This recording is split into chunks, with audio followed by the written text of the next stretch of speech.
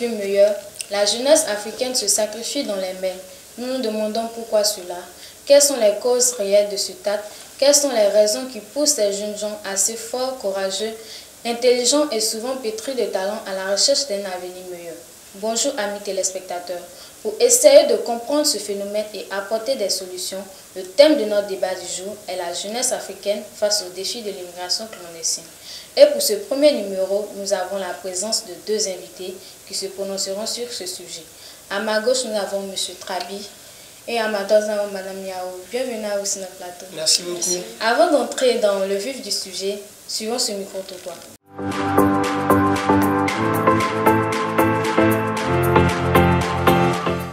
Nous avons des diplômes, on a si ici ça ne va pas. Où nous on sait qu'on peut réussir facilement, c'est là-bas. Donc si on se rend légalement, par exemple en France, qu'on nous montre comment fabriquer des voitures, quand on revient en Côte d'Ivoire ici, on peut enseigner cela aux jeunes ici.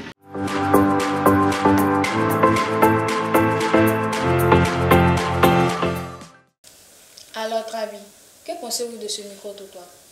Bonjour d'abord, je vous remercie Madame Noélie de me donner la possibilité de pouvoir donner mon point de vue sur ce thème qui est d'actualité, il faut le dire. Il faut dire que face à ce micro-trottoir, ce que je peux dire est que la jeunesse africaine en général et en particulier la jeunesse ivoirienne est en quête d'emploi. Mais les conditions d'accession à l'emploi ne leur sont pas favorables. Alors moi ce que je propose c'est l'immigration. Votre avis, Yao? Laissez-moi vous dire que l'immigration clandestine demeure un drame que n'importe quel autre fléau sur cette terre. Nous comptons aujourd'hui environ 6 000 morts et cela ne fait que grimper. Mais franchement, faut-il aller en aventure au péril de sa vie? Mais Trabi, quelle est la cause réelle de cette immigration clandestine? Ok, merci beaucoup. Au niveau des causes, nous pouvons en énumérer plusieurs. Je peux citer la formation, l'accès à l'emploi et aussi l'entrepreneuriat. Je m'explique. Au niveau de la formation, nous remarquons qu'en Afrique, de façon générale et de façon particulière en Côte d'Ivoire, la formation est de qualité. Je dis bien est de qualité. Mais le véritable problème qui se pose, c'est que les jeunes gens, après leur formation, n'ont pas accès à l'emploi qui leur est destiné. C'est-à-dire que la formation qu'ils ont reçue est contraire de l'emploi qui s'offre à eux. Et ce qui pose un véritable problème. Alors pourquoi ne pas immigrer puisque la Côte d'Ivoire ne me permet pas de travailler? Donc je dois immigrer. Aussi au niveau de la cession à l'emploi, comme je le disais, aujourd'hui on remarque qu'en Côte d'Ivoire, pour être un simple insisteur, c'est tout un problème. Parce qu'on te demande jusqu'à 1 million de francs CFA. Et lorsque tu donnes ces 1 million de francs CFA, tu te rends compte que l'emploi même que tu as voulu postuler, tu ne vas pas avoir accès à cet emploi. C'est-à-dire que ce sont des formes d'arnaque. Et alors moi, étant un étudiant, c'est mieux d'utiliser cet argent-là pour immigrer. Partagez-vous l'avis de Trabi? Non, je ne partage pas l'avis de Trabi. Parce que même si on veut améliorer les conditions de vie, même si on veut avoir une vie meilleure, il ne faut pas aussi oublier les conséquences tragiques qui sont vraiment liées à ça. La probabilité ne fait qu'augmenter. Nous avons même en 2013 plus de 366 migrants. Mais ce sont que des chiffres. Non, attendez. Nous avons aussi en 2014 plus de 3000 morts. Mais c'est encore petit. Mais monsieur, attendez. Donc vous comparez ces pertes de vie à des chiffres. Mais laissez-moi vous dire qu'il faut des morts pour qu'il y ait de la naissance. Est-ce que vous connaissez même la probabilité même de ceux même qui sont arrivés et qui ont eu ce qu'ils espéraient? Vous savez, monsieur, le plus important, c'est pas d'arriver là-bas, mais c'est d'avoir ce qu'on espérait avoir étant là-bas. Parce que tu vas traverser tout ça et arriver là-bas, tu n'as rien, ils vont te rapatrier, donc ça ne sert à rien. Sans oublier même que la Méditerranée fait environ 2500 km² qui est de surface, qui fait 8 fois même que la taille de la Côte d'Ivoire. Mais attends, c'est extrêmement difficile même de traverser cette Méditerranée-là. Monsieur parlait tout à l'heure, il disait qu'au lieu de mettre les 1 million dans l'information, tout ça, il préfère aller et il pourrait investir ça dans l'immigration. Mais attends, monsieur, c'est 1 million que vous dites. C'est pas mieux d'investir dans le commerce? C'est mieux rentable, madame. Là, au moins, tu sais que tu vas pas perdre ta vie. Donc, mieux vaut rester dans le commerce. Franchement. Alors, Trabi, quelles solutions préconisez-vous? Ok, merci beaucoup. Au niveau des solutions, ce que moi je propose, c'est que l'État s'investit dans l'immigration. Non, mais monsieur, je suis désolée. L'État ne peut pas s'investir dans ce genre de bêtises. Comment l'État doit encourager ce genre de bêtises? C'est pas possible quand même. Mais laissez-moi terminer là. Laissez-moi aller au bout de mes idées. L'État ne peut pas investir dans des bêtises. Dites-moi, lorsque vous avez intervenu, est-ce que j'ai intervenu?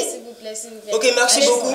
Au niveau des solutions, comme je le disais, il faut que l'État intervienne. Il faut que l'État débouche des fonds pour aider ces jeunes gens-là à immigrer. Alors moi, c'est la solution que je préconise. Il faut que l'État s'y mette. Il faut que l'État s'y mette. Partagez-vous l'avis des traduits. Bon, moi, comme solution, je peux dire que la jeunesse de maintenant manque d'informations. Vous voyez, il y a des personnes qui vont se lever de manière légale, ils vont aller en Europe. Et ils diront oui, là-bas c'est facile, c'est comme ci, c'est comme ça. Mais ils sont allés de manière légale. Et toi qui vas perdre ta vie avant de partir. C'est ça. Donc je crois que l'État doit mettre en place les campagnes de sensibilisation pour détruire vraiment ce mythe-là qui est vraiment implanté dans la tête des Africains. Parce que c'est comme un mythe en fait. Donc c'est vraiment difficile de parler comme ça. Et non, les campagnes de sensibilisation. Sans oublier aussi l'emploi jeune que l'État... Ah oui, j'allais en venir. Cette structure-là, c'est une forme d'arnaque que l'État met en place pour arnaquer ces étudiants-là. Mais je vous assure, écoutez-moi. Je suis désolée parce que je connais plein de personnes qui ont vraiment bénéficié de cette agence-là pour avoir des cibles. Ils ont des taxis, ils ont même, comment on appelle ça, dans l'élevage de poulet. Mais il y a de l'argent. Et qu'est-ce que vous faites dire que c'est l'agence emploi qui leur a prêté de l'argent? Ce sont des témoignages que j'ai reçus. N'encouragez pas les gens. À la lieu où vont les choses, s'il vous plaît. À la lieu où vont les choses, nous n'allons pas nous en sortir. Donc plus rapidement, on va demander le mot de fin de nous éviter. Travaillez votre mot de fin. Ok, merci beaucoup. Pour mon mot de fin, il faut dire que je prends un exemple de la Bible.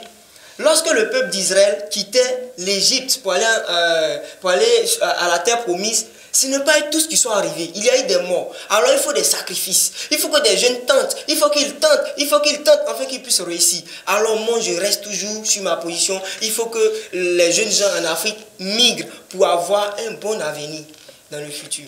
D'accord. Nadia, votre avis? Ok, comme mot de fin, je vais prendre la citation d'André Barraud dans La condition humaine qui disait « La vie ne vaut rien, mais rien ne vaut la vie ». En ce sens, je peux dire quoi? Que pour espérer avoir une vie meilleure, il faut être d'abord vivant. Parce que ce n'est pas un cadavre qui va arriver là-bas. Non, il faut être vivant d'abord. Donc pour arriver là-bas. Donc pourquoi ruiner sa vie pour un avenir vraiment incertain? Alors, l'Eldorado, désolé, l'Eldorado, c'est nulle part ailleurs que je sois. Donc voilà. Et nous voilà au thème de notre émission, amis téléspectateurs. Nous avons été ravis de partager ce cadre à vos côtés. Retenons simplement que la vie mérite d'être vécue, peu importe les circonstances. Je vous donne rendez-vous bientôt pour un prochain numéro. D'ici là, portez-vous bien. À bientôt.